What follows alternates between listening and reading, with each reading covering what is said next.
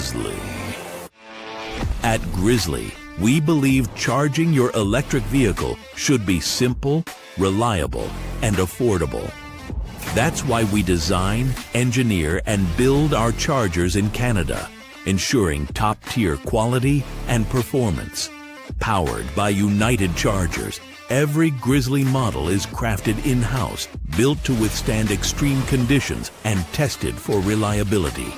Recognized by leading publications for its performance and value, Grizzly delivers both durability and intelligence with heavy-duty aluminum enclosures, premium output cables, and smart charging features like scheduling, usage tracking, and OCPP compatibility with multiple charging apps. Grizzly. Simple, reliable, affordable, built for every climate, every EV, everywhere you go. Visit grizzly.com to learn more.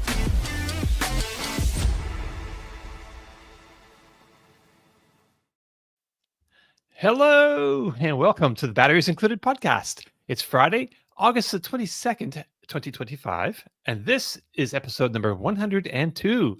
On today's show, we'll be talking about Ford's Model T moment with an executive from the automaker, newly released pricing for the next Nissan Leaf, and the newer, longer Tesla Model YL, and of course, much, much more. I'm your host, Dominic Yoni, longtime EV journalist and host of the YouTube channel Drive Electric with Dominic. Joining us today is the voracious Mr. Tom Moloughney, senior editor at Inside EVs and host of the YouTube channel State of Charge. Kyle Connor joins us from the Colorado annex of the majestic, practically palatial halls of Autospec Studios. And our very special guest today will be the Ford Executive Director, Advanced Electric Vehicle Development, Alan Clark. I think he's also colloquially maybe known as the head of the Skunk Works team there at Ford, who's been putting together this universal EV platform and universal EV production system. So, good morning, guys. He's going to be joining us in maybe like an hour and a little bit. So, you have us first for a while. So, if you have some questions for Alan, drop them in the chat, and hopefully we can get to those. How you guys doing today? Good morning. Morning, Dom. Yeah. Morning, Tom. Things are good. Everything's good. So, Tom, I think you've been having a pretty good week this week. I understand that you have yourself a Porsche Taycan. Yeah, I got one of the doing some stuff. I got one of the new J12 Taycan rear-wheel drive to do range testing and a bunch of things. I should have 2 or 3 at least videos out of this loan here, which is good. I've wanted to do the range test on the best version of the Taycan, the new J12 version of it. Kyle had the opportunity to do that months ago, but I haven't, so I wanted to grab one, and Porsche was kind enough to loan me one. So I was able to do a range test with it just a couple of days ago. That is the rear-wheel drive Performance Plus battery pack is the longest range version of the Taycan that you could get. And I'm sure many of you in the comment section know Porsche did like a mid-cycle refresh starting for the 2025 model year. A lot of efficiency improvements in the powertrain. Also, the battery is new. It's got a larger battery. It's the EPA range rating for this version, the rear-wheel drive version, is actually 31% greater than it was just a year ago. And that's a huge improvement for a 1-year refresh. So it's now rated at 318 miles per charge. And if you watch any of our range tests, Kyle and my range tests for Taycans, you know that they always outperform their EPA combined range rating. Some manufacturers always underperform them. Some kind of are right around the EPA. Porsche is always somewhere between 8 and 15% better than its EPA range every time we do the range test. So Kyle had the opportunity to grab one of these a few months back, and he did a range test, and he ended up with 367 miles, I think, 366 or 367. I'll do a spoiler here because my video is not out yet. I finished up with 361 with 2 miles of estimated remaining range, but I'm sure I could have gotten 3 or 4 out of it. So, I mean, if I would have ran it until it stopped, like Kyle pretty much runs the cars till they won't maintain 70 miles an hour. He's got a team behind him to charge them. I don't really have that, so I pull off the highway once it hits 0% state of charge and then find the charger. I probably would have ended up like a mile from Kyle's results, which is pretty remarkable and a testament to the fact that this car, you know, at 70 miles an hour, if you're in relatively decent weather, you can bank on 360 miles, which is really fantastic. It has 97 kilowatt hour usable now. The previous Performance Plus had like 83 or 84. So it's got, you know, a good amount more of usable capacity, and Porsche made a bunch of improvements. So this is basically the car that Kyle used, except that he put it on the 19-inch aero wheels. I had the 20-inch aero wheels. I have the perfect spec. These are the second best wheels that you could use for a range test. Kyle had the best. He actually he had to swap them. Porsche gave him the car with these wheels, I believe, and he got the 19-inch and changed them himself. This is me just making sure all the tire pressure was all set properly. You got to make sure you do that. When you get the cars from the loan companies, they're never perfectly dialed in. You know, I always use my Rivian to do that. It's got the compressor. So yeah, I did the range test, did really exceptionally well. But one of the things I want to point out, the reason why Kyle, and I'm not talking for Kyle, but I kind of am. The reason why he chose this to do this cannonball run with wasn't just that it can go far. Well, it was its ability to recharge, to charge. And that's what makes it such an amazing road tripper.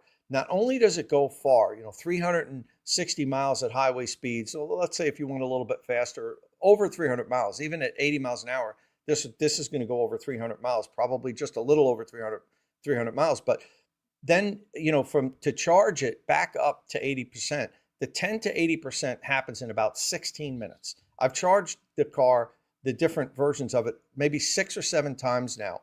I've never hit 17 minutes. It's always under 17 minutes from 10 to 80%. So think about that. You know, you can go 300 miles and in a 15-minute pit stop, you're back up to 70%. You know, 15 minutes, no matter how low the state of charge is, you're back up to 75%. I mean, it's just an amazing road tripper. And I say in this video, and I've long said this, you know, when I drive these cars, I always say, why don't I own one of these? And in this video, as I'm driving it, I said, okay, I made up my mind. I'm going to own one of these at some point. Not right now. I have 3 cars here. Meredith will freak if I buy another car. But when the Equinox goes back, I'm really going to look hard for one of these, for a J12 rear wheel drive, Performance Plus, almost the same spec that this car came with. I want one of these. And, you know, at some point, maybe a year, maybe 2 years, because it's going to have to be about 2 years old before the used prices come down. But I'm telling you, in 2027, I'm going to be looking hard. Maybe we'll do an episode on batteries included and help me find my Taycan, because I want one of these. I love this car. Wow. That'd be quite a move. Not too many people, I think, move from like Equinox to Taycan, right? Yeah, and I want one of the J12s. The J1s are fine. There's nothing wrong with them, but you know, the efficiencies that they added, the little bit larger battery, you know, they made a lot of little improvements too. I like the new headlights, and they did a bunch of little things. So I want one of the refresh models. So I'll have to wait a couple of years, but I'm telling you guys, there's going to be one of those cars in this garage if it kills me. So like 2025 Porsche Taycan in 2028. What do you think, Kyle? 60 grand? 27. I don't think I can wait till late. Okay. Less than 60 grand. Yeah. Oh, that's what I'm looking for. When I can grab one for, you know, in the 50s, then I think that's when I'm going to make my move. All right. Well, let me put that on my calendar. It's such a great driving car. The early Taycans are currently an amazing buy, and that's still a great road tripping car. It is. However, when you're into the nitty gritty like Tom and I are, you can really tell the difference with the facelift Taycan. While it looks the same on the outside, it is genuinely a different car in another stratosphere. Mm-hmm. The early Taycan was already kind of the best road tripper. Actually, what's funny is sometimes cars on paper show really well. So for example, early Lucid Airs, and Lucid's done a lot to dial in their stuff since the early days. So, take this with a little grain of salt. But early Lucid Airs would have a ton of range and a ton of peak charging power. But when you started doing high-speed driving, high-speed charging, high-speed driving, high-speed charging, thermal issues, some other stuff, the cars kind of fell apart in those situations. The new ones are much more robust. However, with the Taycan, even the early cars, they're designed to just have the shit kicked out of them. And so you just rip it down the Autobahn, you fast charge it, get back up to high speed, and you're like, wow. Then you take the new car, and I've done, we have countless videos on the new car, and Tom's got this as well. Not only is it amazing in the range test and the charging test, it can do it back to back to back to back, no problems, which with amazing thermal management, high speed stability, and driving dynamics are amazing as well. So it's just a car that, yes, isn't really optimized for everything. Like space efficiency in Taycan's terrible. It's the biggest car with no room inside. Like they went out of their way so you couldn't put a thing in this car. The anti-Lucid. Yeah, it's the opposite of Lucid there. But then they put a big ass cooling system in this thing, and it loves to rip, and that's what I appreciate. Yeah, and you notice, Kyle, it has such a wider range now to get optimal charging. Before, you really had to get that battery up like over 90 degrees Fahrenheit to really get the optimal charging. I remember when I did the original first drive on this, and they flew everybody over to Germany, actually to Denmark, and we drove from there to Germany. And I remember stopping at the charger, and the Porsche people were there, and I plugged in. I'm like, are we going to see perfect, a perfect charging? And because back then it was 10 to 80%, 22.5 minutes, they said. Now they say 18, but they always do better. And he looks at the temperature, and it was like 85 degrees. He goes, you needed 5 more degrees to get perfect temperature. But now the temperature range for perfect charging is much wider. So you don't have to work hard to get the best, like the perfect charging. You don't have to drive it and yo-yo it like you do to get the temperature up. And it shows you on the driver's screen exactly what you can expect. So you know that, okay, the battery's at the right temperature. It's gonna charge as fast as I want it to. So I mean, they've done all these improvements, like you said, all these tiny little improvements that all add up to it being just it. I just love driving it. I tell you, I loved it so much. I asked them if I could keep it for another week, and Calvin looked at the schedule and everything. He's like, yeah, I guess so. So that my 1 week loan turned into a 2 week loan. I don't want to give it back. I might just hide it in the barn next door or something. So I love it. I mean, they're so great. I still can't believe I haven't bought one. I mean, it is the perfect car for what I need it to do. The thing is, actually, though, is it's the Lucid Air that's got me not buying one, because I'm like, oh man, I really do love the way the Lucid Air drives as well. And they are so matched. The thing is, the Lucid, it's kind of amazing on that initial, when you get the numbers with the car. I would like to test the new model year Lucid Airs, because they have done some improvements for 26, I think, where they should be a little bit better. What I really want them to do is put the gravity battery in the Air. Then we'd be set. That's the perfect combination. I think they're going to do it at some point. I think that's the move. But for sure, Taycan's just insane. The other problem, and the reason I haven't bought one, is like Tom mentioned, the early cars have depreciated so rapidly, so hardcore, that you can buy a $230,000 sticker Taycan for 60 or 70 grand. You can buy a $150,000 Taycan for 40 or 50 grand. Yeah. It's unbelievable. Yeah. And so, when you look at the J12 prices, especially because you got to almost get them new at the moment, it's a lot more car. It's not a $50,000 or $100,000 more car. So we kind of got to wait for the J12 prices to drop down. Yeah. And once that comes into the realm of, you're not going to just have 100 grand fall out the trunk when you leave the dealership, then they become a little bit more appealing. Yeah, that's what I'm waiting for. So. You think this Gen 2 is not going to see as bad a depreciation?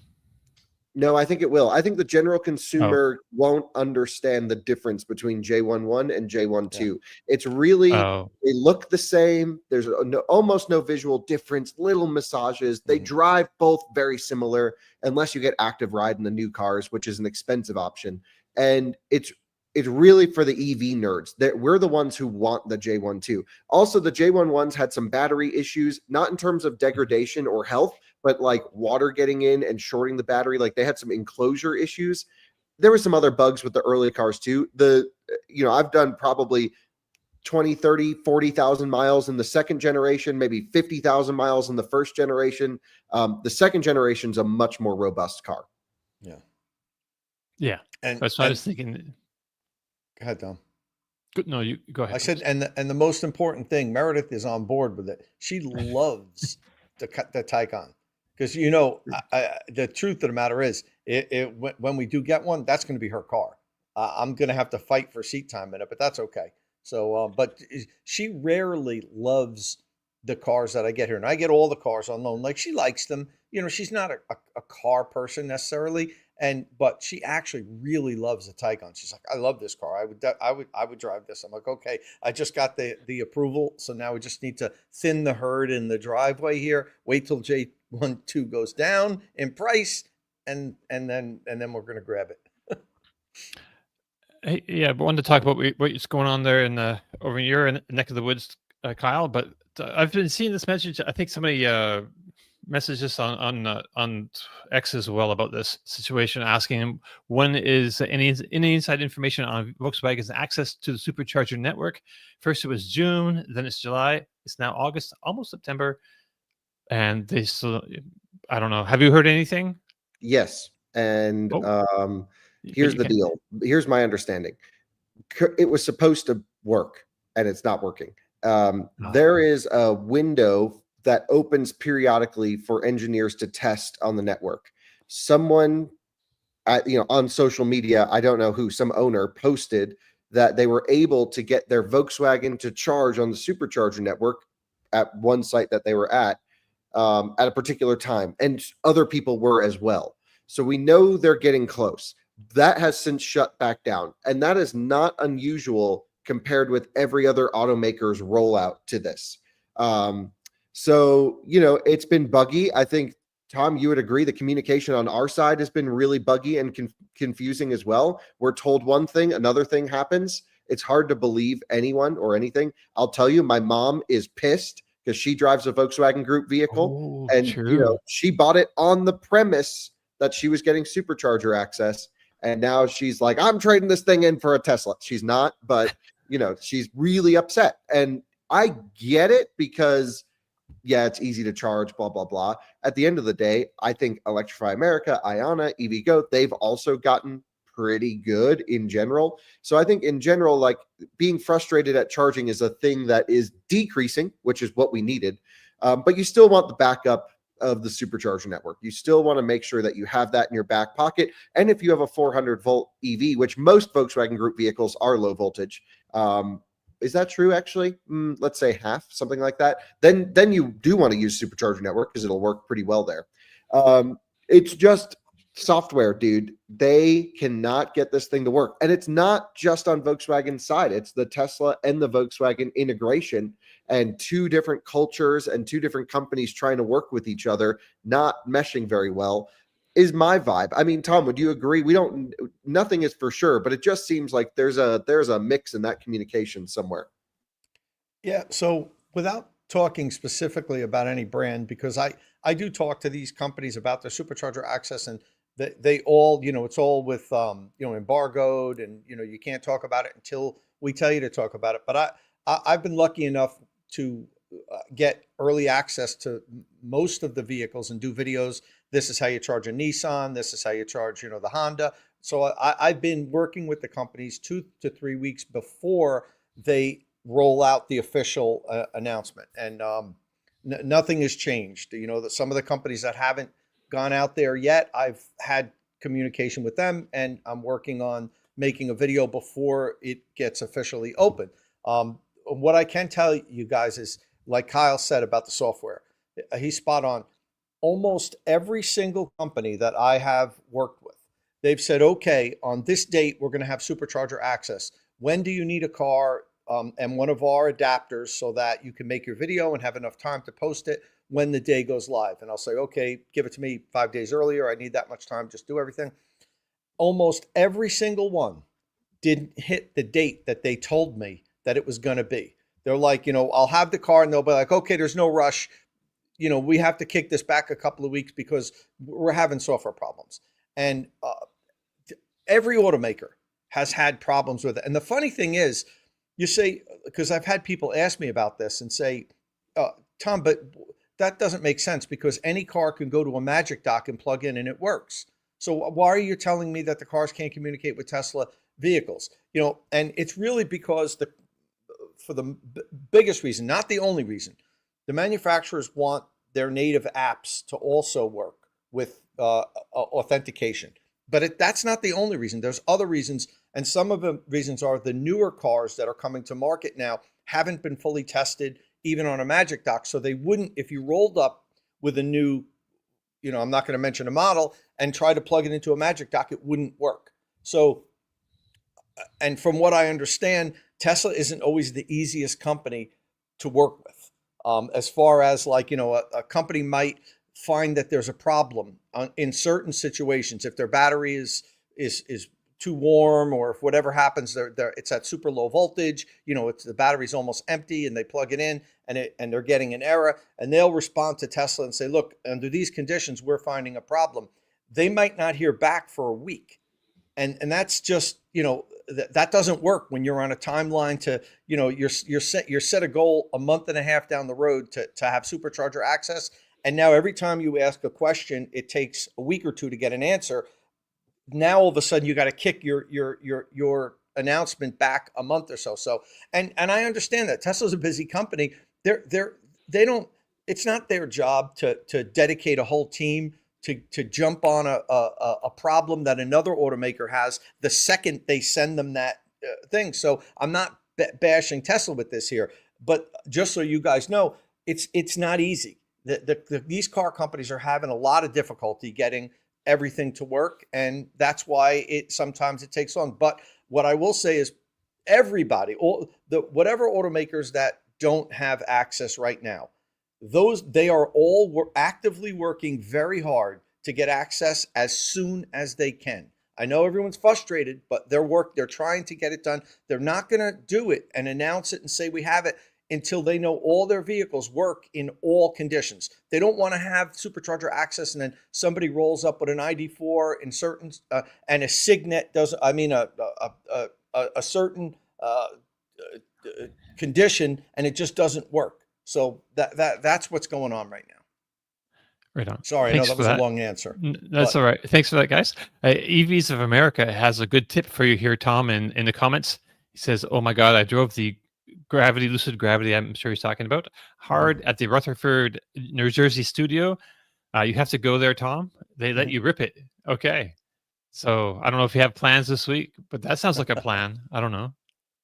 Yeah, I want one in my driveway for a week. I don't want to go and just drive one for 20 minutes. True. I mean, would it be fun? Sure. But for me to really make a decent video out of it, I need the car sitting on my driveway for a while. So Lucid knows that I want one. And when they have one to give me, they'll give me. So I'm going to wait for that. On. All right. So Kyle, real quick. So you have a bunch of stuff going on this week. What's on your X.com, I saw you have a Hummer, and you just put out a video. I think Jordan did a review of the Silverado Trail Boss EV. So yeah, what's going on? And Mercedes G-Wagon thing going on. Well, did we talk? We didn't really talk about our new Rivian on last episode. So I bought an R1S, another one. And I got the base LFP option. So that's been in the garage. I've already put like 1,500 miles on it, something like that. So since I think I picked it up the day we did the show last week, but it hadn't gone live on YouTube yet, so we didn't really mention it. So I did a factory pickup on that. Really cool experience going to Normal, Illinois. It's the third time we've been lucky enough to go to Rivian, do a factory delivery on a vehicle. Went really well. No issues. The car's actually great. It has a native NACS port, which is really cool. And it is the cheapest LFP Rivian, like this is a zero option car. And really have been enjoying it. Like, I don't know if you need to spend a lot more money to get more stuff out of it. The range is a little bit lacking. It's like 98 kilowatt hours usable, best I can tell. We'll do all the range testing and stuff now that it's broken in.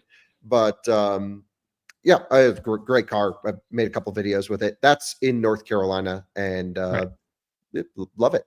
So that's been cool. That's where the car is now, still in North Carolina?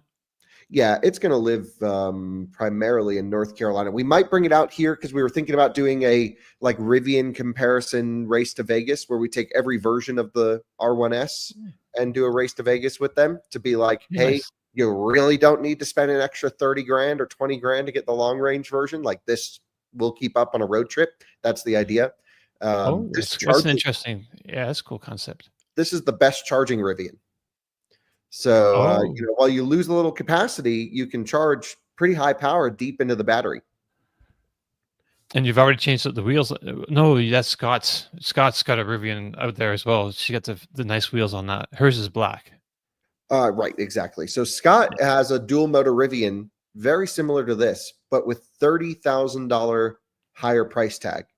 And what's so funny is driving them back to back, they drive the same. Yeah?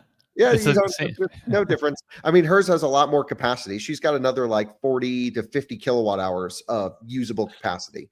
That you notice. That's really nice. And so that's good to have. She also has the performance upgrade, which we got for free when we bought her car. There was like some promotion happening. We weren't planning on getting it, but it was just a software unlock. It's definitely faster in sport mode, lower down. But in all-purpose mode, they honestly feel about the same.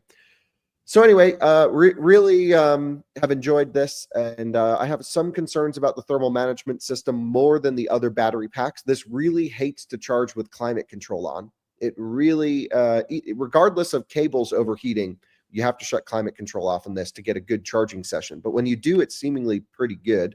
We'll do more charge testing with it coming soon. We own it. We're going to have it for a while. I've really kind of enjoy it. I think it's kind of fun to have the base model. Cool. And here's holy smoke, Scott with the Hummer EV. But so how is this thing working out for you, Kyle? Yeah, we can skip ahead to the Hummer if you'd like. So the Hummer we took delivery of yesterday. It's just a loan, a borrowed vehicle. We have an electric G-Class on test this week, the Mercedes G580 with EQ technology. Terrible name, but that's the whole thing. We also have Scott's R1S here, and I thought, well, those are both off-roady electric SUVs. Let's take them to Moab and go off-roading. We'll do a little road trip there together. We'll do some off-roading. And then we all thought, but is there another electric SUV built for off-road? And it's the Hummer. So we said, yeah, let's get one of these bad boys. So I called up GMC, and I'm like, can you get us a Hummer in 2 days to Colorado? And they were like, no, not possible. So we have some friends over at a GMC dealer nearby, Weld County Garage in Greeley, Colorado. Colton actually grew up with the family that owns the dealership. And we said, hey, can we borrow a Hummer? And they're like, oh, we've got a used one. I'm like, well, if it's not a 2026, the 24s and 25s are about the same. So we're like, well, we'll take the used one. We're taking it off-road, putting a ton of miles on it anyway. They're like, yeah, do whatever you want with it. So we have that for a week or whatever, and it's been fun. We've been enjoying it. I just posted a video while the show was still live of the charge port door getting stuck and us having to break in to charge it. Right. So I guess some problems is that I've never really heard of that with the Hummers before. Is that kind of a rare thing? No, common Hummer SUV problem. Okay. As far as we can tell on the forums. And so we couldn't find any solutions online. So we just broke into it and got it open and we got it charging. So that's, yeah, you don't have to watch the video now. Oh, no. Yep. I was just trying to bring it up on the screen though. Just like there we go. I see. Okay. Yeah, this is the process to charge the car now. This is how we have to do it. I have to rip the cover off the side of it. And then I've got to manually pinch the latch open, and then we can charge. Oh, no. But it'll all snap together as good as new when you're done there? I mean, maybe. I hope. They're going to have to replace it anyway. It doesn't work. Okay, gotcha. Oh, But I man, wasn't that's going to bring it back. I wasn't going to lose the Hummer over this silly issue. I was like, we'll just, right. build a better charge port door, or, whatever. So we'll let them know when it goes back. But people can look out for content coming up this week or next week of the Hummer, Mercedes G-Wagon, and what was the other vehicle? The Rivian R1S. Okay, the black one, Rivian R1S at Moab. Yeah, Moab, going to Moab, camping, doing a bunch of, stuff. Should just be kind of interesting to see how that all plays out. The electric G-Class has really piqued my interest, and I kind of think they're going to depreciate, which is great news for us. And I would love one of those one day. So we got about 10 minutes before Alan joins us. Do you want to talk about the Lightship real quick? We talked about it last week quite a bit, but this week you've put out a video of actually driving it. There's your factory tour videos up if people are interested in the Lightship RV and how it's put together and everything. You have a great video up of the factory tour and showing all that stuff and lots of technical information. But you also have the towing video, which is like the first time this thing's, I guess, been towed by somebody outside of the company. And you really seem to enjoy this.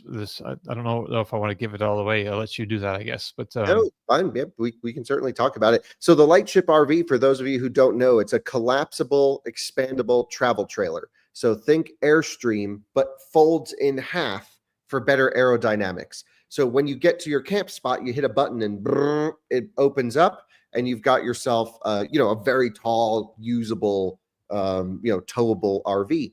The other thing is, so it does that to reduce the frontal area for range, which is a huge, we always say it's not the weight that kills you when towing, it's the aero. And this, is really designed to be aero optimized. On top of that, it has a 72-ish kilowatt hour usable LFP battery pack in the floor of the trailer that then powers an electric motor connected to the axle. And it's oddly a permanent magnet motor, but it can electrically disconnect somehow. But I'm sure there still is some flux losses. But as you're cruising down the road, it essentially pushes you along.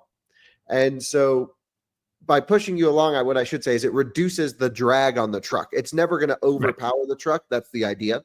But there's a force sensor in the hitch right there. And as you pull it along, this basically pushes, so you get no range loss until, of course, the trailer's out of battery. So the idea is to match most electric trucks on the market in terms of the range they can go. So it's sized for about 300 miles of pushing effect. And then it's also sized to match the charging performance of 10 to 80 and 40 minutes plus or minus of every electric truck. Every electric truck on the market is 10 to 80 and around 40 minutes. And so if you can get to a charging station where you can get both plugged in, that's awesome. If you get to a charging station where you can only charge the truck, well, then you do have some reduced range on the next leg, but because it's lower, it's less. And you can also just charge your truck off the trailer if you ever needed to. So it's a really cool thing. They give you all the ability to use the power. You can regen the trailer going down the highway if you wanted to charge it up, in preparation for camping. If you didn't care about efficiency on the tow vehicle, it can be used with gas or diesel or any powertrain, because especially up here at elevation in Colorado, it's really hard to get some of these, combustion naturally aspirated trucks going up hills. And this can be a nice performance boost, pushing you up I-70. It is very common to be passing vehicles towing that are just sitting at wide open throttle for 20 minutes, climbing up to the Eisenhower Tunnel. And, 10, 15 minutes of wide open throttle. They're in D rate. They're slowing down. Everything's hot. This could just push you along and really help with those scenarios. So it's a great option, I think. The major problem is they're like 200 grand.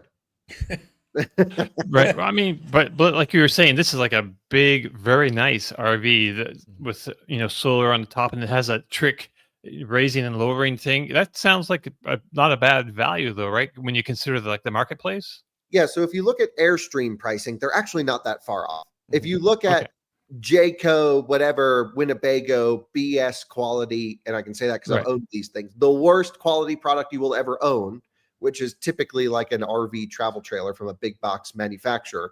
This is not that. This is a totally different realm.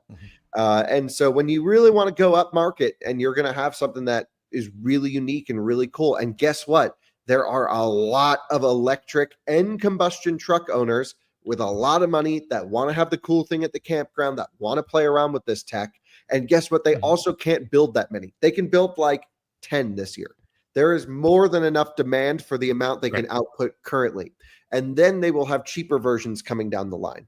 So they will have, pricing that is, half of what this costs coming soon. It won't have all the big batteries and stuff, but they're playing in the upper end of the market, but they're going to start with their, crazy $250,000 launch product.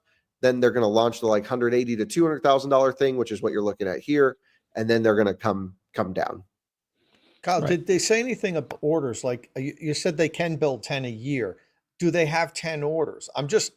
I love it. The thing's so cool, but then I have to look at it and say, what is the market for this? I think a lot of people that want to tow, or want to have a trailer and camp and things, might shy away from getting an electric vehicle, an electric truck, because they say that's not going to be the right choice because I want to tow my trailer. He almost has to find somebody that either wants to buy a new truck and says, well, I'll get the electric one now because now there's available trailer, or an existing EV truck owner that says, oh, great, now there's a product. I'm just trying to figure out how many people would spend that much on this, but more about these trailering and than I do. It's so hard for me to understand somebody spending $250,000 on that. Yeah, I actually feel the exact opposite. I know plenty of people that would drop huge money on this thing. And that's not me like supporting them. Like they didn't pay me anything. In fact, I was really frustrated with Lightship because I got that Silverado EV on test to do a range test with this thing. We talked about it last week or a couple of weeks ago. And then when I showed up, they're like, oh, we can't get it to calibrate with the truck. And I'm like, what? Like, just hook it up. It shouldn't have to calibrate. And they were like, we don't know if it can go 70 miles an hour yet. I'm like, you built this thing and didn't know if it can go 70 miles an hour. And apparently it's designed to go 69 and not 70. And I'm like, people like, what is going on here? Sure, Elon didn't design it? Yeah, so I got a little frustrated with that. And I was like, let me just, I wasn't even going to go. I was like, this is annoying. But I like Ben, who's their founder. He's awesome. Yeah. And it just felt like we were a little bit miscommunicated too. And like, they were like, yeah, we'll get the Silverado. And I called Chevy. I'm like, we're going to do this cool towing video and all this stuff. And then they were like, oh no, it can't work. It will work, but it can't work at the moment. And I'm like, what? I get we're the first ones outside doing this. That's cool. Like, I know I got to be a little flexible with you guys. But like, I just kind of told Chevy we were going to try to go 400 miles with this thing on the back of it. And that'd be an awesome story. And now you're saying you're too scared to let me tow this thing 1 mile an hour faster than you've tested it. Like, what? I don't get it. So anyway, I did hook it up to the Silverado and take some photos, and it seemed fine. But they were cautious, and they were like, oh, just give us a little bit of time to dial it in. I guess their main concern was they're totally dialed in with Cybertruck, totally dialed in with Rivian, the huge regen hits that the Silverado can do. Silverado can do 400 kilowatt regen without sending a trailer brake signal. That was their concern. So they were like, and I'm like, well, if I'm slowing down, I'll hit the manual trailer brake button. Like, that's just something you can tune in later on. And they were like, oh, with safety, lawyers, we just want to make it. I'm like, oh, get out of here. Yeah, you just have a higher risk quotient or something than they do, I guess. Yeah, like they're still a manual kill switch. Like there's an app that I can turn the thing off with, and there's a trailer brake I can manually activate in the truck, which would send the brake signal to the friction brakes of the trailer, and that stops their electric motor. What they were worried about was like in weird scenarios with the Silverado, because it can do so much regen without sending a trailer brake signal. They thought, oh, maybe it would get confused. They don't know. But I'm like, I've got the truck. Let's just take it down the highway. We'll find out in like 4 seconds. Anyway, they were very cautious. So we filmed what we could film. I shared my frustrations with them. And I was like, don't invite us to tow with the Silverado, and then you can't tow with the Silverado. I don't get that. And So, yeah, okay. that's it. So speaking of the towing part, you said it pushes you, but what was the sensation with it when you're actually underway and driving? Did it feel like you were pulling it? Did you feel like you were being pushed? Yeah, it feels pretty magical, actually. It was unbelievably well tuned. That's also why I was so surprised that they weren't ready for the Silverado, because it felt perfect. It's one of those things where you set a constant throttle application pulling away from a stoplight. So let's say you're accelerating, and then the way it's tuned right now is as you come across 10, 15, 20 miles an hour, it starts to put on its load and basically not push you, but reduce the drag effect of the trailer. And the truck goes from having to pull an 8,000-pound trailer to now basically making that invisible. So with the same pedal input, you do actually get a push of acceleration because the trailer is backing off its load. But it feels really nice. Like it smoothly ramps in. It's easy to control. Really, really nice. And again, it's never pushing the tow vehicle. It's always just reducing the drag on the truck. And it's a really magical experience. What was really cool was coming down some steep grades, getting 60, 70 kilowatt regen from the trailer on top of what the truck was already giving us. That was pretty cool as well. And it's controlled, the trailer, you can control it with an iPad, basically? Yes.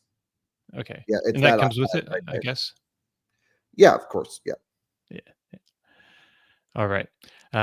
So anything else really quick? Alan's not with us quite yet, but he should be here in any second. Anything else you have going on up there that you want to throw in real quick?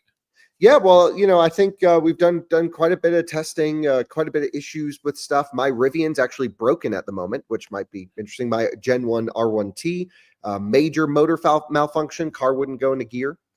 So that's been at the service center for a week and a half with no resolution. They don't know what's wrong with it. Really? Yeah. Ooh, that's concerning. Mm-hmm. That's an interesting one. Scott, someone crashed into it as well, which I think is unrelated. But in a car wash, we have that video going up later today or tomorrow. They crashed into it in a car wash? First of all, No. I never take my cars through car washes because I don't want to fill it up. So Scott has been driving my truck, and she thought because it was wrapped, she could take it through a car wash. So that's I was upset about that because you can't polish out a wrap afterwards. You can with paint. So it's all opposite. You don't take cars through the wraps to the car wash. And then so she did that. So I was like, I'm mad at you about taking the car through a car wash because she knows I don't take any of my cars through car washes. But I'm not mad at her for getting hit in the car wash because there was some older guy behind her in an F-150 that accidentally floored it in the back of the truck going down the conveyor belt. Oh, geez. Yeah. And then we have it on video go up, but he couldn't see anything and basically left. But anyway, that story will happen later on. Alan, welcome to the show. Thanks. How are you? Hey, Alan. Hey, Alan. Good. Thanks for joining us. Okay, so let me give you a little reintroduction. So you are the Ford Executive Director, Advanced Electric Vehicle Development, and so we invited you here today to talk about Ford's new Model T moment, the development of the Ford's Universal EV platform and the Universal EV production system. And so a lot of news. You've been pretty busy this last few years, I guess. So you're one of the headline players in this story. So along with CEO Jim Farley and Doug Fields. So I guess maybe start off with just real quickly, tell us about your background and how you came to Ford 3 years ago and how you ended up leading the Skunk Works team in California, if that's a good place to start. Sure. Yeah. So my career in cars started in college. And so that's kind of going back to, when I got the sickness, which is passion for cars. And I was 100% into racing. So mostly doing saloon cars, taking people who wanted their road cars to be track cars.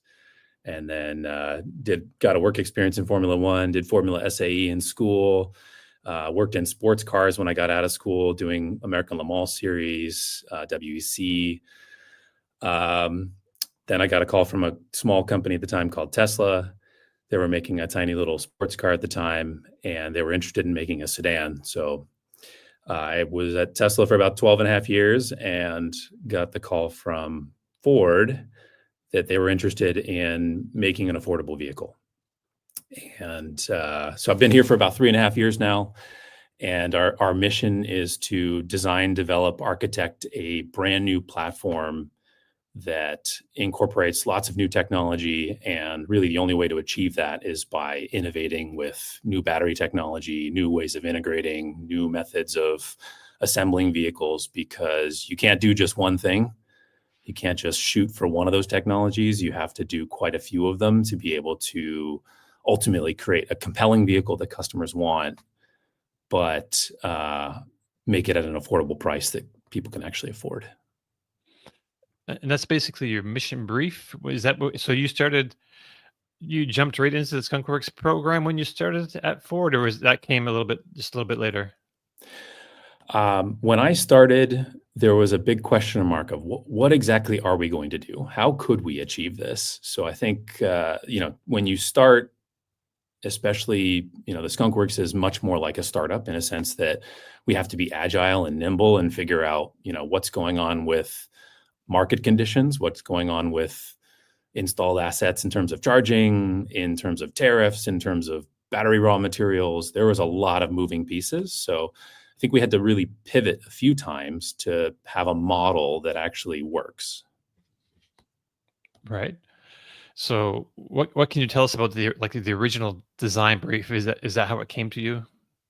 Or you had to create the design brief from this, like the existing conditions, like the market and supply chains and all that kind of stuff? Yeah, I think we created it together. I think between Jim, Doug, myself, and a team of really talented product people, engineers, marketing people, we spent a lot of time trying to figure out what's the right place to start. And it certainly became very clear that small was important because there's some duty cycles that are very challenging, as you all know. And if you're looking at getting to the heart of the market, how people primarily use their vehicle in terms of distances, in terms of what they bring with them, in terms of how many people they carry with them, we focused, I think, on hitting the meat of the market in terms of where the bell curve is. And so that was a very specific size of vehicle. And I think then it was, okay, what's the product forms that we want to do first that would sit on top of that platform?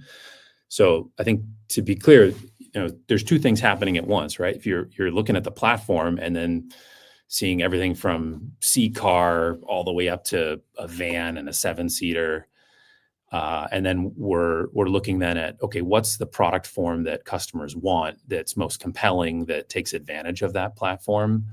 And that's where I think the product brief came from, was, okay, that's the product form that makes the most sense, and it's a mid-size pickup truck. And it is a somewhat universal body style in a sense that you get a cabin size that's similar to an SUV, larger than the best-selling SUV right now.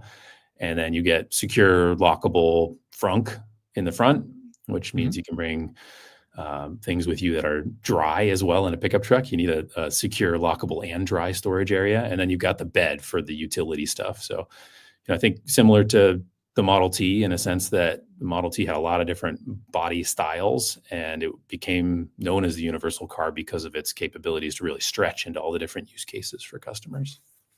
Right. Ford really reaching back into its heritage for this, I feel like. So production processes aren't typically reinvented when you're developing a new vehicle platform, right? So did that wrinkle make things more challenging, or was it actually liberating?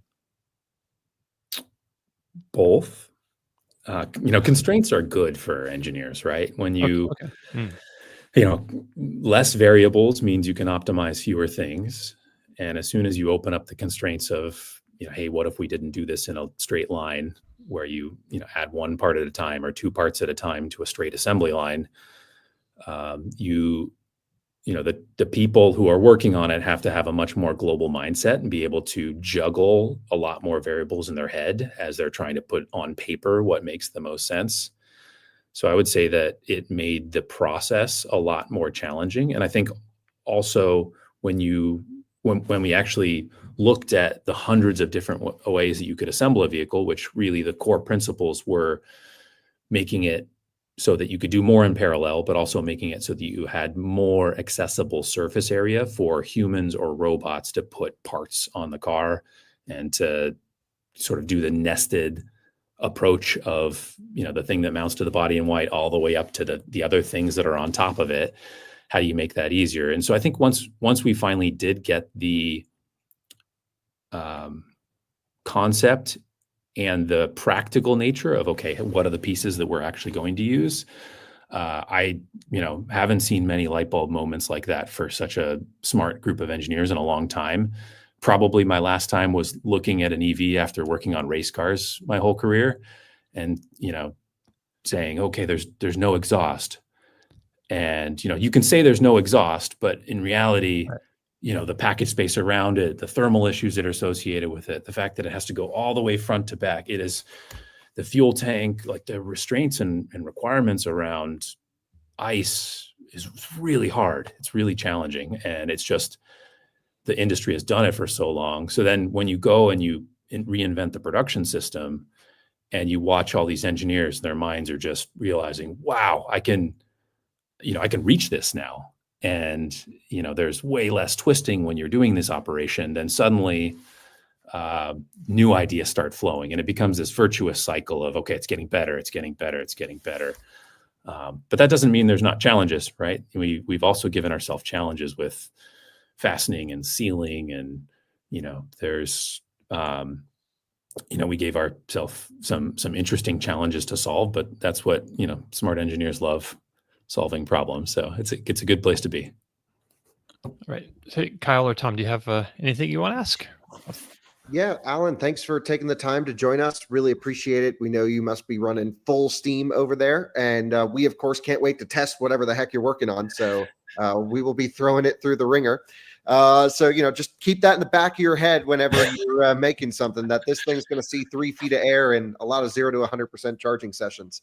We'll put your pictures on the wall. Yeah. Yeah.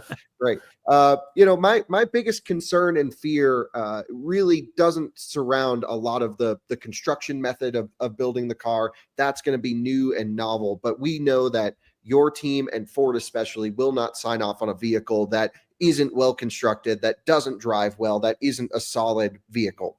What I've seen from Ford in the past, I say this, I just bought a brand new Ford vehicle recently, is the worst software experience I've ever had in a new vehicle.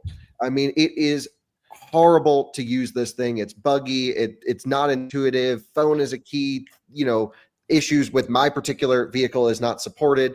And so what I really would love is maybe some reassurance on the software side of things, tying it together to make really a new ecosystem, because I think this is what we've yet to see a real existing automaker nail. Yeah, I mean, the Lightning is built off an existing low voltage and software platform, and the team had a huge amount of challenges in producing that vehicle. And I think in deciding what we wanted to do in order to have the best customer experience, we decided on creating an entirely new digital platform from the ground up, and that was really, really important. And I think it's part of the core fundamental parts of defining what's a compelling vehicle. And I think Jim and Doug have talked about this publicly quite a bit. We're leaning really into the software-defined vehicle space, and it's so easy to say that for OEMs.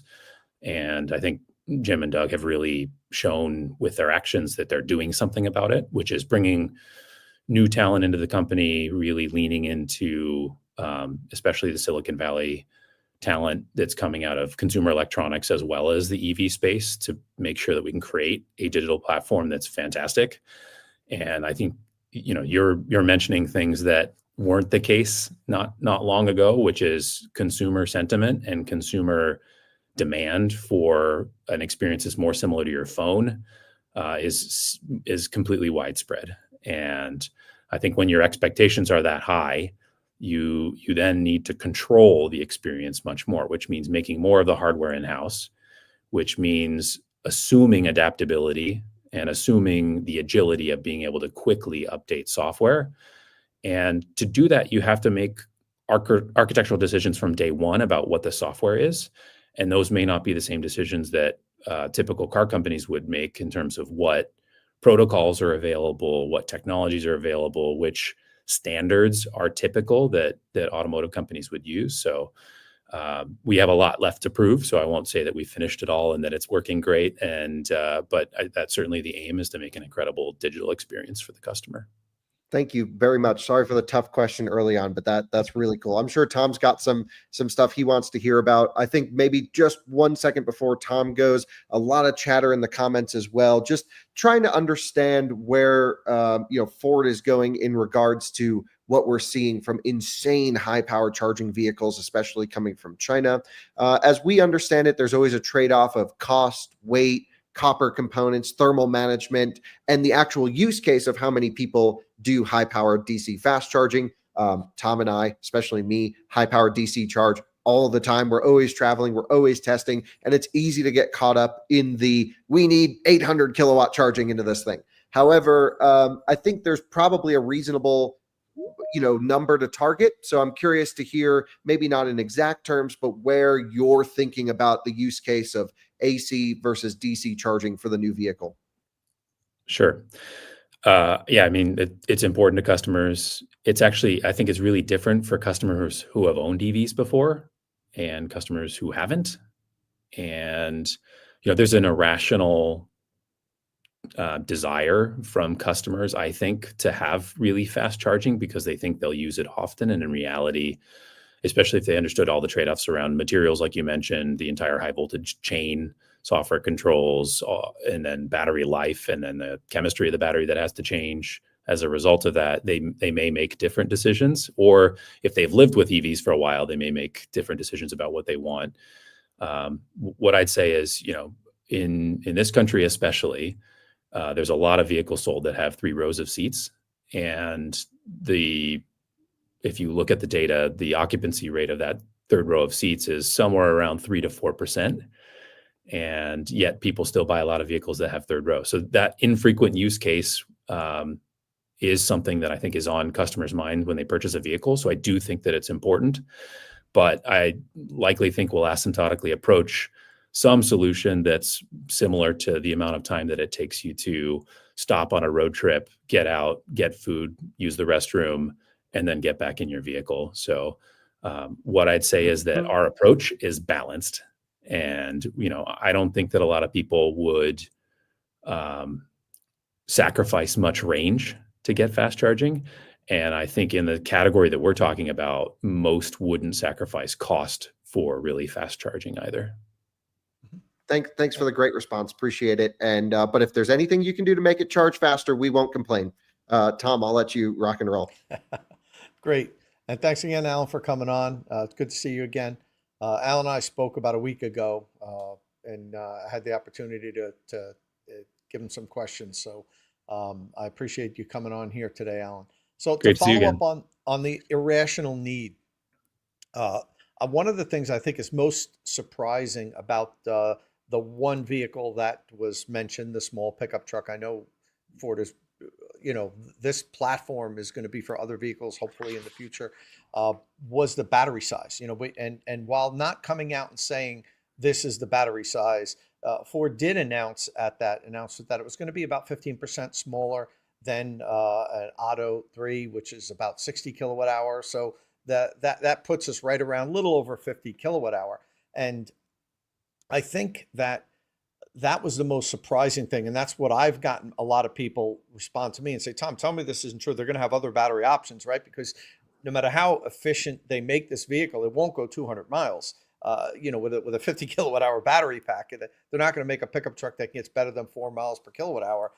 So I think I've always maintained that once EVs become mainstream, we're going to see smaller batteries because people are going to realize that they don't need to carry around that bigger battery. It costs them extra. It makes the vehicle less efficient. And, in their everyday life, they almost never need that extra range. But we're not at that point yet. Most people still have this irrational fear that they need a 600-mile battery or I'm not getting an EV. So talk a little bit about the decision to have, let's say, half the size of the smallest battery that you offer in the Lightning now, in this vehicle, and why you think that that's going to be okay with the average customer here in the US. Yeah, so I think the first thing I'll say is that efficiency is key.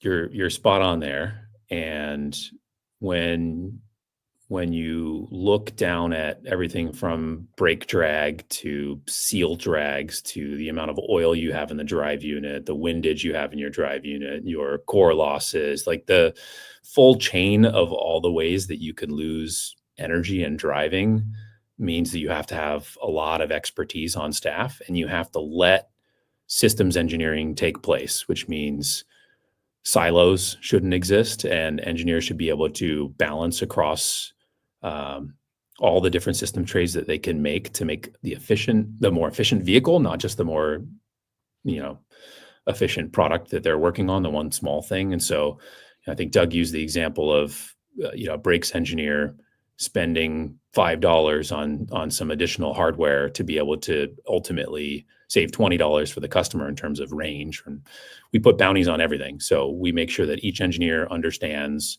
when they're working on something, what is the full vehicle program willing to pay in order to get an efficiency gain to increase the range so you don't have to add more battery. It then becomes this religion, this constant ritual of talking about the bounties and the efficiency. But I also think that you're right in that second EVs are going to likely have, second owner EV or second household vehicle is likely to be a smaller battery. And I think first time EV purchasers likely will buy a larger battery than they actually need for a multitude of reasons. So because of that, we need to have more than one battery. And we've announced that we're starting with a lithium ion phosphate battery that's coming out of the Marshall, Michigan factory. But we can't stop there. We need to have a diversity of chemistries and form factors in order to service our customers. So are you saying that this pickup truck will get different chemistries eventually, or I think other vehicles saying on that the platform, and I'm saying the platform is supports. And we talked earlier about when we started and what we've had to do. Agility is key, and the market conditions are changing often. Like, where can you get the raw materials? Which cell manufacturer is making them? And what are customers wanting as we're seeing the trends in the market. So I think it's really important for us to stay agile and be able to fit many different chemistries and form factors. Yeah. So Alan, I guess that brings up an interesting point. We've seen some cars and some platforms support, like cylindrical cells and then go to a prismatic application, as long as the enclosure kind of bolts in, that kind of works. Is that the idea, or are you always going to go with prismatic, or what's your idea on cell form factor? Just largely because from a crash performance, cylindrical probably makes sense because it can move a little bit, but I don't know, prismatic maybe is better for LFP. What do you think? I think all of the chemistries and form factors that you just mentioned have ways of being solved in the same package. And part of making a smart platform is being able to plan ahead for all of those things. And they just become design constraints of that specific form factor. So, I don't think we would have made a great platform if we said it's only going to take this one prismatic form factor that can package in this way to have enough energy. Ultimately, market conditions would change, a new chemistry would exist, and then we'd be flat-footed. And that's certainly not the desire here. So I think, we need to solve crash load cases. We need to solve for torsional rigidity and durability of the battery. And we have ways to do that in the existing package for pretty much any form factor that you can think of. I my last point here, and then I'll let the guys finish up, but I am so excited for this thing. It's unbelievably rare to find such a large company sort of almost take us through the journey of engineering a whole new type of product, new thought process. And honestly, that's why I really love the Ford thing, because Jim is great. The whole team's really cool, but there's no question the company was divided. There are some guys, career-long guys in the company that just want to do enough to get the next paycheck. And, by the time that they retire, this whole electric thing, they won't have to worry about it anymore. But it really required kind of locking you guys in another room and saying, just go build something badass that's totally competitive. So maybe you can just share a little bit of the culture thoughts on your side, because I think that's the most impressive part of all of this. And then, of course, the product, when it comes time to discuss the actual product, we're going to be nerding out with it and so excited. But this is a real company shift and an auto industry shift that no one's ever really seen before. So maybe a couple words on that, and then I'll say thanks for joining our show. Sure. Yeah, I mean, there's a lot of people they have petrol in their veins here, and they want to make Mustangs and Broncos and F-150s and Super Duties, and those are incredibly compelling products that a lot of people want, and they're specific tools for a specific job. But there's also a lot of people at this company already that haven't come from the outside, whose handcuffs have been removed by being able to work in this new way. And those people come out of the woodwork, and they're amazing engineers. They have expertise, experience, and many of them have spent 20 plus years at this company and assumed that this was the only way to get a car to market, either doing it efficiently or doing it with the technology that was available or doing it with the processes that were available at Ford. And so seeing that there's other ways of collaborating and that there's other ways of defining products and engineering products, it's been amazing to see the best of both worlds come together to ultimately then be able to engineer this product. So both exist. Both of those types of people exist, I'm sure. But the ones that we see are the ones that they're ready to help, and they're ready for the mission, and they're really excited that we're ready to compete, especially for the national mission, which is, I think we don't want to be left behind as a country in terms of our innovation capability, in terms of producing electric vehicles.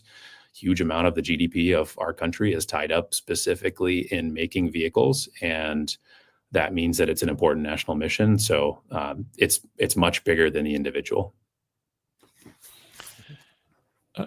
Tom, you have anything?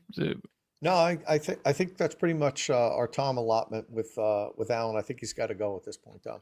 All right. Is there anything else that you want to anything about what Ford is doing here that you'd like to say about the truck or the overall project that you think people should know that hasn't really been heard or maybe fully understood? Nothing that hasn't already been heard, but I think to sort of wrap it up, Ford has defined and developed this product in a very different way, and Jim Farley and the leadership have come together to really give our team the runway to be able to innovate and develop something really new. And the first thing is this mid-size pickup truck, and it's going to be built in a completely different way, and it's going to be built in a way that will allow our factory workers in Louisville to be able to build vehicles in an ergonomically advanced way in terms of what they have to reach for, what amount of twisting they have to do. So really excited to work through the next phases of the product development, share a little bit more along the way, and then get this product in high volume production so that we can see, so that we can show it to the world. Yes, looking forward to that part. Yep. Thank you for spending this time with us this morning. We really appreciate it. Anytime Absolutely. you want to come back, just say the word. I got a ton of questions still out there we could ask. Okay, sounds good. But we understand. Yeah. All right. Great to meet you all. Thank you very much. Take care. Thanks for joining, Alan. All right. Bye-bye. All right. That's pretty awesome. Alan's cool. Yeah. Oh, yeah. So I had a bunch of questions here I wanted to ask, but what's your? We had them for 20 minutes at the latest. I know. So that's why I'm sorry I had to cut it, but I'm the one that set it up, and Right. they have specific slots, and you've got to honor what they tell you they can be there for. So one of the things that I wanted to ask was what is their confidence level that they can really get a better value in the marketplace, than what's coming from China. And then because I was thinking this week I saw, and my confidence is actually kind of high now. This week I saw the Geely brand radar or Radaris, depending on the market they're in. They sell an RD6, which is about the size of this thing. It's just a bit bigger than the Maverick, right? So it's also a unibody pickup truck, and so they're selling it in New Zealand, and the starting price there is $41,000 US, which is $10,000 more than we think this is going to start at. So Yeah, But the Radar's a plug-in. It's a range extended EV. They probably have a they have, battery they have electric. two different kinds. They Yeah, have battery electric and they have a plug-in. Yeah, right. the plug-in hybrid version is like the King Kong EM something. My buddy drives one. He has a range extended one. He loves it. Yeah. All right. Does he call it King Kong? I don't know about that. I don't. That's the first time I'm hearing that.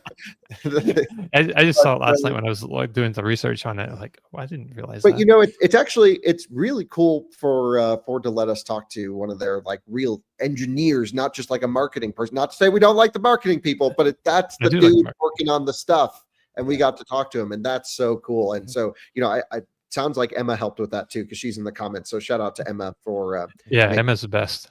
yeah, she is.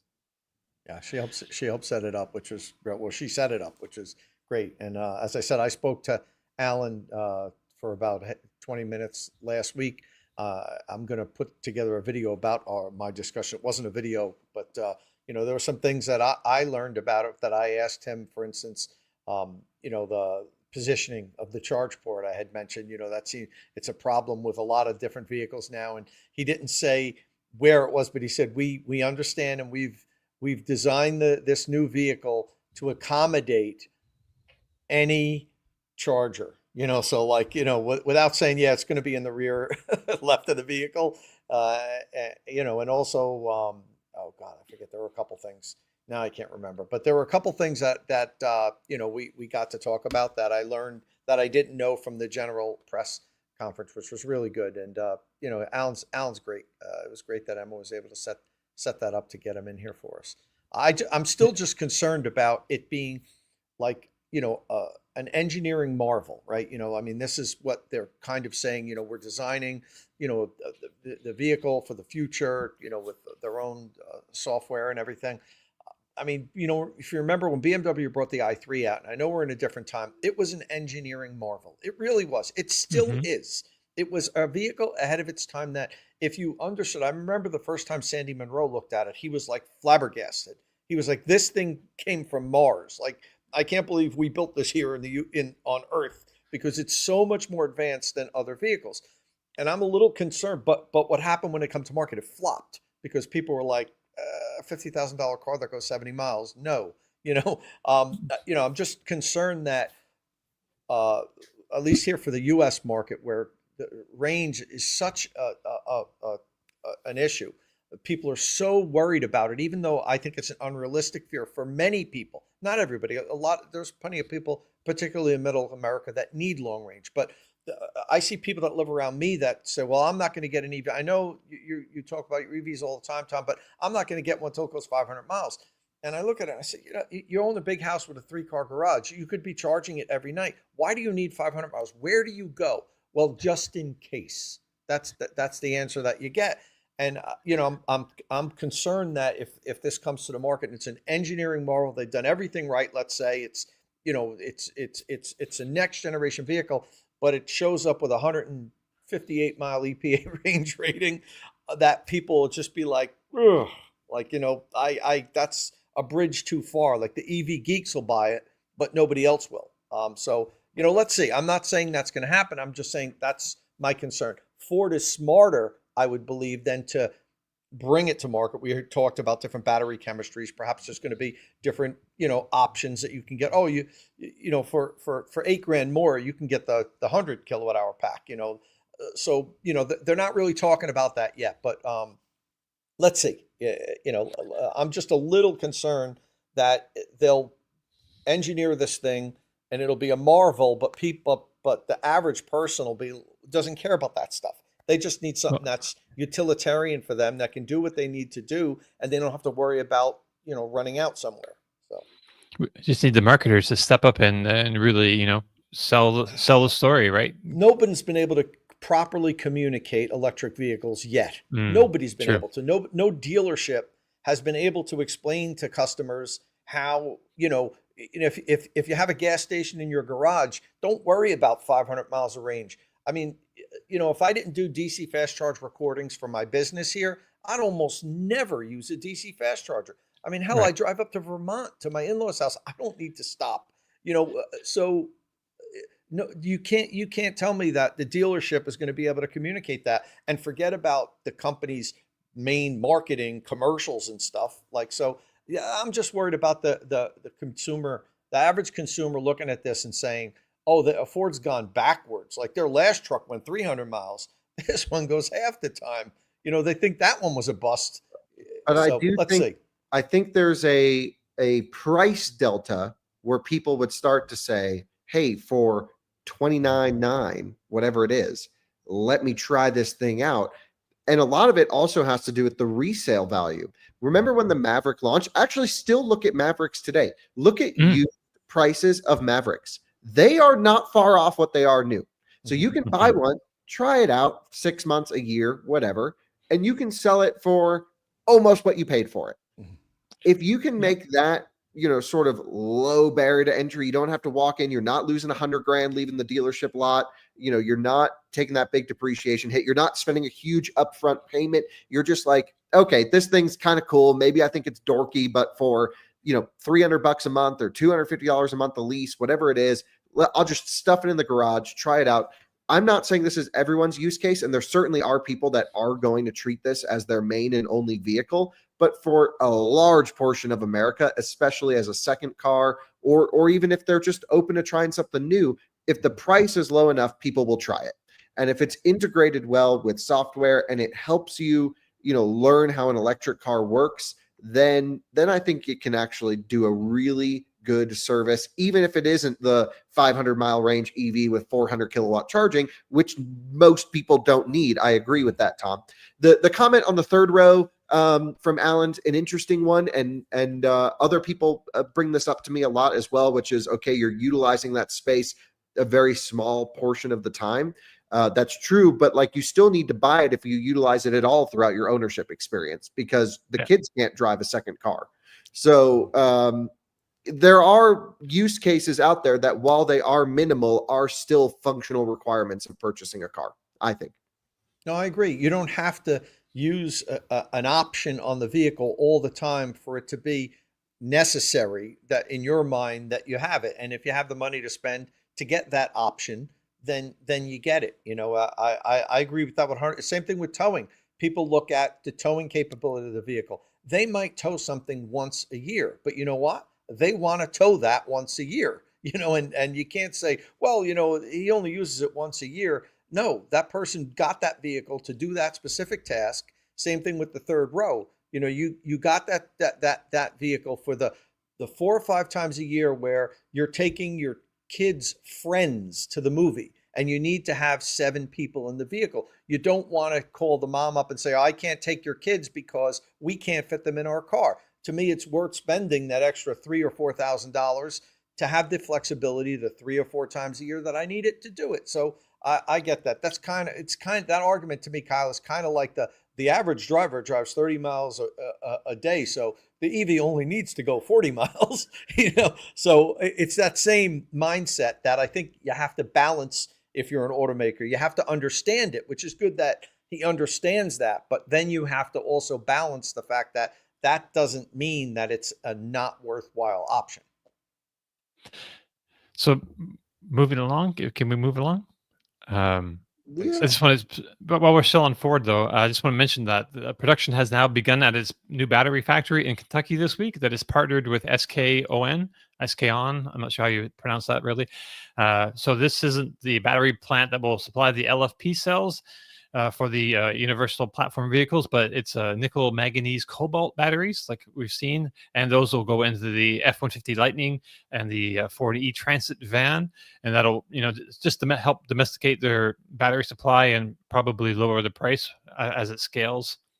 So there was already recently an F-150 Lightning battery change, right? And I think it had to do with they took some kilowatt hours out of it for the big battery. Like lost a few kilowatt hours. Tom, is that's just for the Flash? Oh, just for the Flash. Yeah, the Flash gets a slightly smaller extended range battery pack than but the Lariat and the Platinum still get the full 131 usable. Yeah, Tom, who makes out of spec bits videos, not Tom Malagny, but Tom who works for us. I think he has that new battery in his Lightning, and I've got to get it up to test it. and play around with that. I believe he has a flash trim, so that makes sense. But now these new batteries, are they essentially going to replace? Are they different batteries than what's going in the cars now, or are they the same batteries that are just being built here? I feel like the same. I'm hopefully they're a little bit better. Maybe they have a bit more gravimetric density, like more energy capacity. I don't know, more ampere hours per cell. I don't know what the deal is yet, but I it should don't be the see. same chemistry. Yeah, okay. Maybe it's the same then, but Yeah, because I mean, if they had to change, if the chemistry is different, the voltage may be a little different, possibly, and that would probably change a lot of things with the engineering of the platform. yeah, okay. I mean, that's really the only problem with the Lightning is it actually charges pretty well. Like, it's actually not bad, especially with their new boost profile. But it's just a little bit low voltage. Like, if they could just give it another 50 volts nominal, then it would really be so much better. Emma just chimed Yeah. in. Same Oh. NCM. Yeah. Okay, great. Yep, cool. Yeah. Oops. Yeah. And what I Kyle say just great. said, I've been saying that since I got my vehicle 3 years ago, that the Lightning doesn't charge poorly. And you just kind of, yeah, but Rivian charges at 220 kilowatts, and the GM vehicles charge so much faster, which they do charge really well. But for what it is, man, I love the charging characteristics of it. Do I wish it would charge slightly at a higher rate? Yeah, of course. But man, it is the most reliable, predictable charging. You don't have to get the battery temperature right. It's like every time you plug in, it doesn't matter if it's at 0% state of charge or 50% state of charge, 500 amps, boom, for like 7 or 8 minutes. Then it drops down to 120 and holds it to 80%. That I love that. I just love knowing exactly what I'm going to get every single time. And Ford really nailed it with that. They don't get enough credit for that. Is it a charging monster? It's not a charging monster. But I tell you, after living with the car for the truck for 3 years now, I am completely happy with Lightning charging. Of course, I don't do as many DC fast charging as Kyle does. I'm not driving across country, but I drove it up to Canada. We drove the cars down to Florida from New Jersey. I went up to Canada a couple times with it. And I tell you, on a road trip, I'm fine with the time it takes me. I stretch my legs, get out, use a restroom, come back, and I'm on my way. I don't think they get enough credit for their charging. Yeah, I really want a Lightning, actually. I've always liked them, and then the more time I spend with them, I'm like, oh man, these things are like just like so useful. They're useful vehicles. And now I've kind of got the itch to get like I want to find like a real affordable one to do a series with. Look what Brandon did. Yeah, but I want to find like maybe junkyard F-150 Lightning, like maybe crashed. I don't know. The prices on them are still pretty high, but I definitely want to do like cheap Lightning. Keep it at like 38, Kyle. No, I know. I think for people, they need to see it in the 20s. I think the viewers need to see a Lightning. No, I think we will if it's damaged. Like something fell off the truck bed and we take the bed off and do a flatbed conversion. I just found one that's kind of like that. So anyway, I'm looking because I want Lightning content, and it always does well. Like people are always interested in the Lightning, but it's a great vehicle. Yeah. Absolutely. I've been putting off my 3-year review. I've just been busy. I have to do a nice comprehensive 3-year review video because now I'm like a month past owning it for 3 years. So I got to do that in the next week or two. I'm there as well with a couple of our cars as well. Thanks for the reminder, Tom. We got to it's like ownership updates. Yeah. But I'm super happy with it. There's very few things that I'm not have. Software is still, isn't great. I still don't have walk away lock. I don't understand why. I know there's other 2022s that have gotten that update. I don't have it.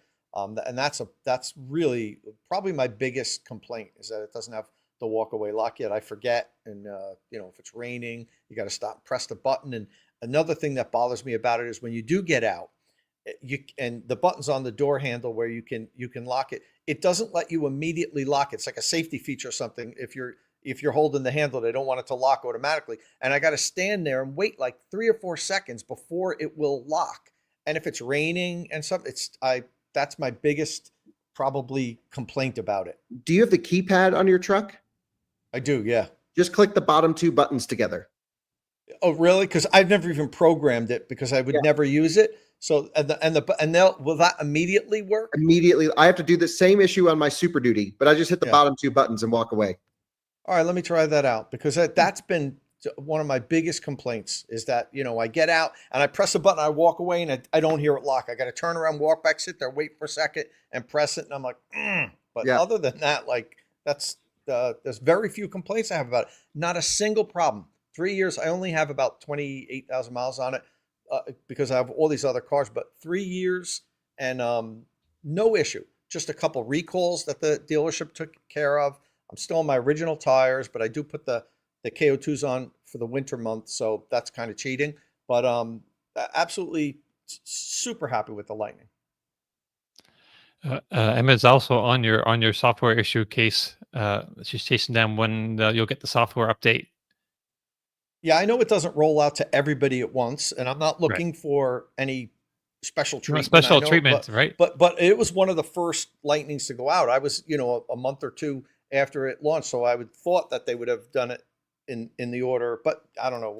There's different reasons why they don't send all the software updates out at once. Right. But thank you, Emma.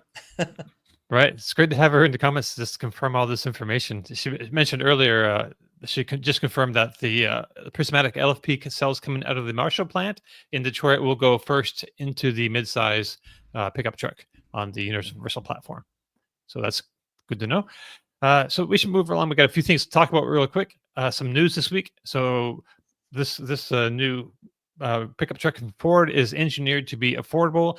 Everyone's talking about affordable EVs right now, and Nissan has just dropped the pricing for its new Nissan Leaf that's coming out. That will make it the cheapest available EV, at least for now.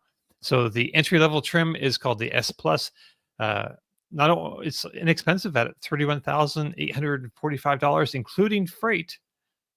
So that's like basically a $30,000 kind of situation. It gets a 75 kilowatt hour battery pack, so an estimated range of 303 miles. So I think the cheapest one often gets the most range. But it doesn't get a few things. So it doesn't get a heat pump with that. There's no battery heater. For 1 Go second. ahead. This is not the cheapest Nissan Leaf. Not yet. I mean, at first. At launch. At launch, right. Okay. There is a cheaper one coming. Yeah, like a lot cheaper. Like the 58 kilowatt hour battery. Which means it's going to be like 26, 27 grand. I'm thinking yeah. That's going to be awesome. I think Jordan goes and drives the new Leaf for us soon. Oh, really? Great. I got to look. Leaf? Oh, maybe not as soon as I was thinking. Right. It's like next 2-3 weeks. Yeah, so the short range one has a 52 kilowatt hour battery, and they haven't given us the pricing for that one yet. But yeah, definitely, it'll be. I don't know what it's going to be, but I'm in my head too. I'm like where you are, 26 to 28 in that ballpark somewhere. So this will be the cheapest one until like the next cheap one to come out is like the Bolt, I guess. So it's going to be interesting to see where they place their pricing at. I think we got new prices for the Toyota BZ this week, and it's starting up a little bit higher. I believe they're starting at $36,350, including destination. So I'm not sure how I haven't done a matchup really how those two compare. I think the BZ is a little bit bigger than the Leaf, but I'm not. The Leaf was surprisingly roomy. Like, I think this is going to be a cool car for a lot of people. I played around with it. I really liked it. I made a video and I was like, I own a few Nissan Leafs now. I think I own 3 of them. And I'm like, one of them's a limo, which is really nice. So it's not going to be as nice as the luxury limo, but I played around with the new one and it was just beautiful. Like, it's a really nice car with actually usable tech. The main problem is whatever they did messing up their charging ports. They're really going to confuse people with that. Yeah, they have a separate charging port, DC on one fender, AC on the other fender, right? Yeah, so the NAC side, the J3400 side is DC only. And then the AC side is J1772 only. And so this is just not easy to remember for people. Yeah. Right. And the NAC side is only DC fast charging, where people with NACs usually use that same port for AC and DC, so it's kind of there'll be a learning curve. A weird thing there, but But it sounds like it's going to compete. William is saying the BZ is Y bigger. I'm not sure what it means exactly, but I think he's saying it's bigger. Way bigger. Way. Oh, way bigger. Okay, right. Okay, so yeah. All right, yeah. So well, still, it'll be interesting to see how they compare and how they compete against each other. It sounds like the Nissan might have a decent product here on its hands, which would be great for them because they need some help right now. So Al Mahmoud said, is it confusing for Taycan people?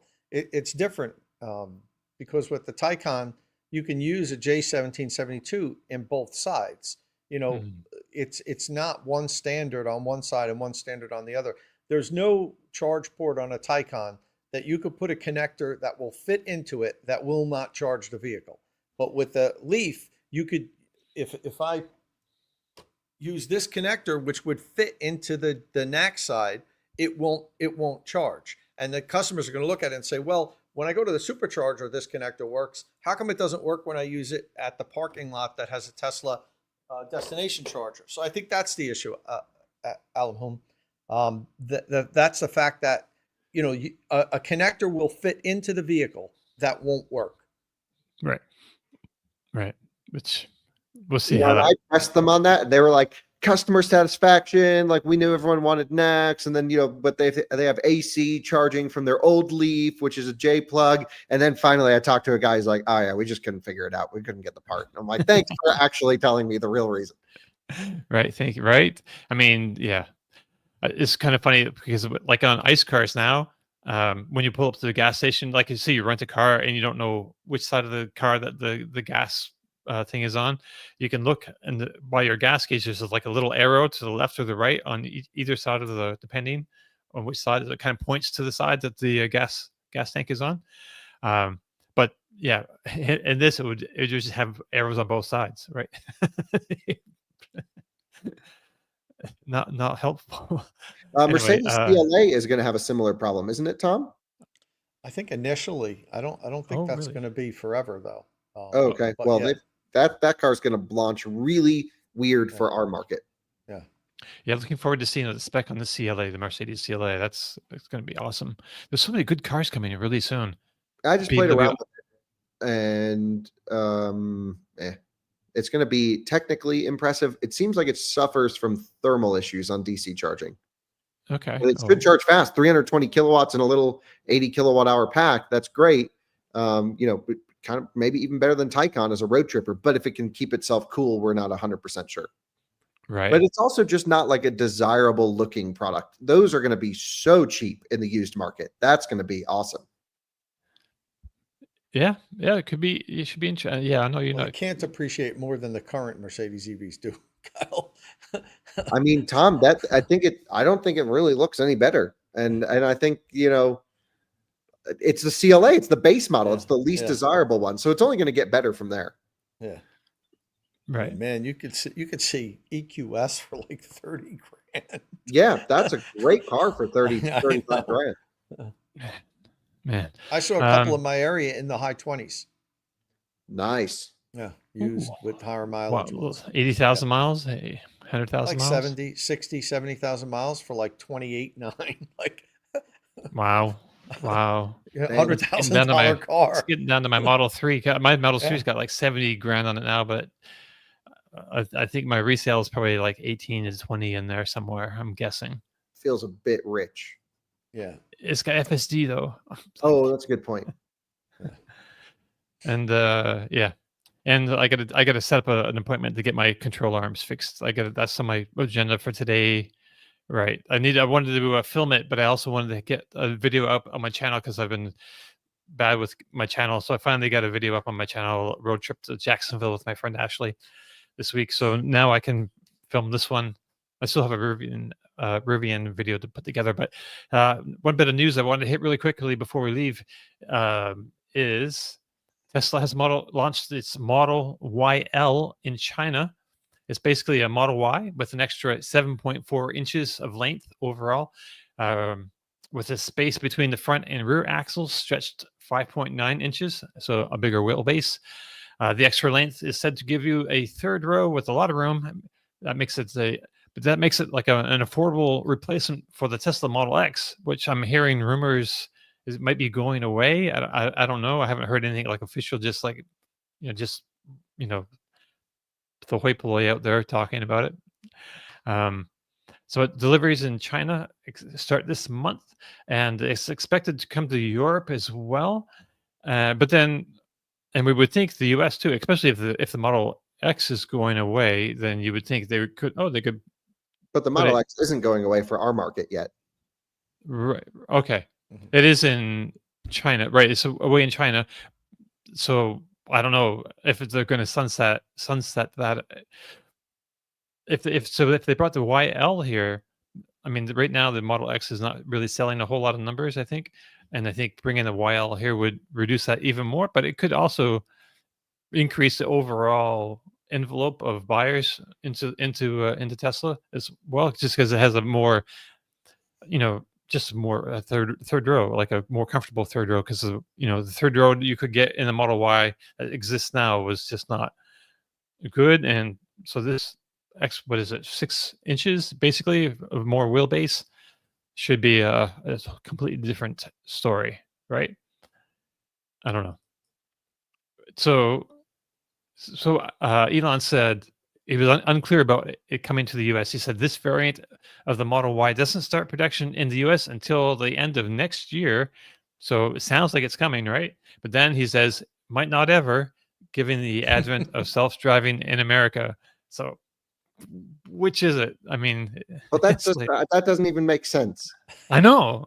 I know. If I'm in the third row, who do I care who's driving? The car or the person? That doesn't make a difference. Right. Yeah, they could self-driving, so why not have self-driving through YLs? I don't know.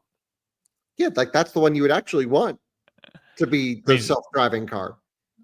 Right, because it has they have the robo-taxi with a two-seater, but I think the third row version makes a lot of sense because Well, I was just in the back of a Model Y all day doing robo-taxi testing, and it was still slightly uncomfortable. And like they've done a lot of work with the new Model Y suspension, and it's so much improved from the front seat, but the rear is still a little bit crashy and a bit boomy and a bit loud. And the YL has suspension settings specifically for backseat passenger comfort, which is where you would sit in a robo-taxi. Right. So why would you just cancel the normal Y and just make the YL? plus longer wheelbase, better ride, generally. Unless it's really a stiff car, but yeah. Right. I mean, just like if everything else being equal, Yeah. yeah. Yeah. So I don't know if anything, Tom. You have a lot of thoughts on the Tesla Model YL. I know. Not really. I think Elon just had It to was a get joke. self-driving in those two words in his X feed. So that's why he mentioned that. Because Right. like as Kyle said, I don't see how that statement really makes sense. No. Right. So he just wants that self-driving. Keep pumping it. I mean, That that's works pretty well, Tom. It's pretty good. I know. No, I know.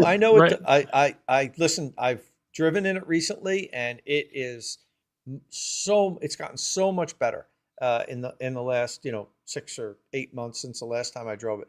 I 100% give it. I still think it's far off from being able to go in and just close your eyes and say, take me to Kyle's house in North Carolina and just Mhm. going to sleep, which is what I want. That's what I want self-driving to do.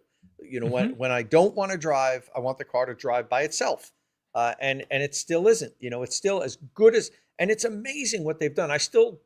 It blows my mind with how well it acts. I still think it's far off from being able to do that because you have to consider these edge case situations that you could never dream of and engineer for in the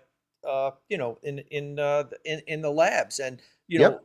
going into, like, I remember one time it wasn't even supposed to snow by my house, and I went up to, there's a Lowe's like 10 miles from my house, and it goes up, there's a big grade increase, and that area is known to get squalls. And 3/4 of the way there, I hit a wall of snow. It looked like I was running into an iceberg because you went from being total visibility to zero visibility as soon as I went through that wall of snow.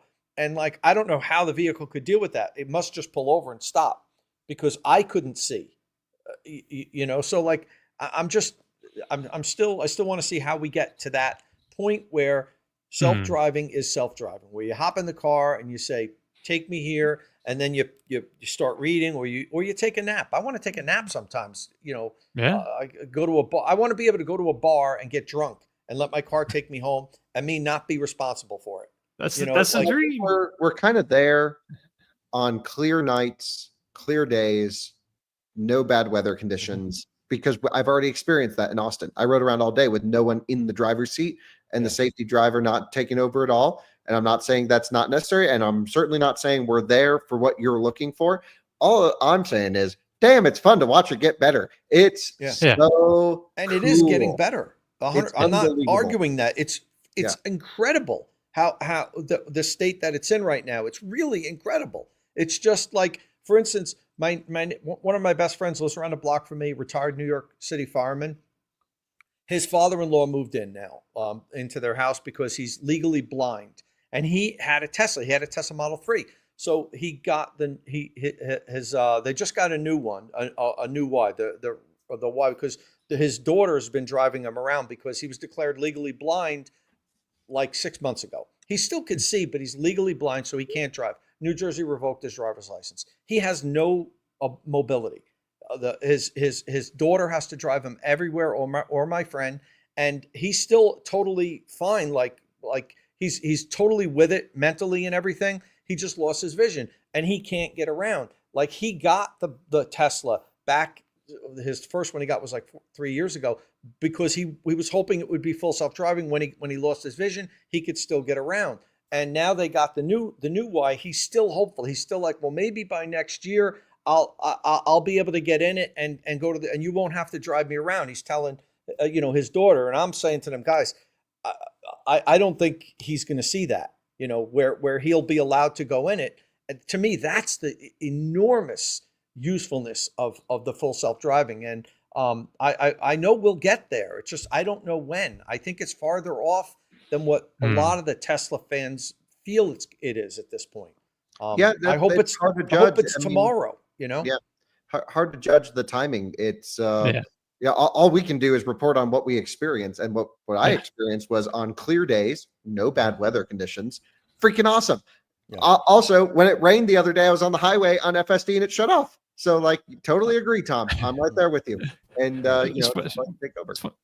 It's funny, I just thought the other day, we haven't really got an update on Mercedes Drive Pilot, because Mercedes has like an eyes off, hands off system under 45 miles an hour in the state of California on certain roads, and Arizona and Nevada. Right. I can't remember Maybe if it's not there yet. Arizona, but I don't think you can buy a car with Drive Pilot. Oh, really? I thought that was a thing that you could do now. I've never seen one that's not a Mercedes test vehicle. Okay. Thought you could. I didn't do any research on this before the show, so I know I rode in the test vehicle myself. So, but that was like 3 years ago, I think.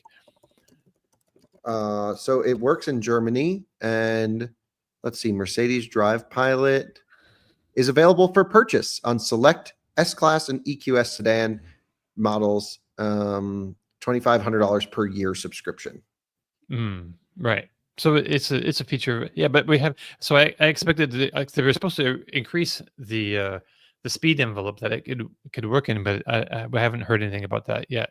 I thought it would happen by now. Just we see a lot of we hear about Tesla improving its FSD all the time, and Mercedes seems to have, like, in some respects, as well, it's a different kind of system, but it's got even more capability within its much smaller, performance envelope. Hard to compare them. Right. Yeah. They're very different things. Right. But it's like the rate of development, though. I just expected to see an update and we haven't seen one. I'm just like, what's going on there, Mercedes? German automakers, man. Yep. iX3 is coming soon. I just want to throw that out there. Going to the reveal of that soon. That's gonna be cool. Oh, really? Looks like it charges like a monster. I've seen some charging logs and stuff. We're seeing like high 300 kilowatt range, like pretty Oh. good. Like it's going to be the BMW is kind of getting with the program now. Right. Yeah. Yeah. The actually, and like the new CLA platform that it's on, where you have some concerns about the thermal management there, but it still sounds like It's they're going to both be kind of, so efficient. yeah, they're both kind of in the ballpark of where they need to be. Yeah. Anything else we want to talk about before we go? Nope. Good to see you I guys. don't think so. Tom, yeah, it's good to see you. Tom has a video up didn't talk about today. Well, first he's got the recharge rescue in Connecticut that he did a couple weeks ago. We didn't get a chance to really talk about that in length, like the whole thing.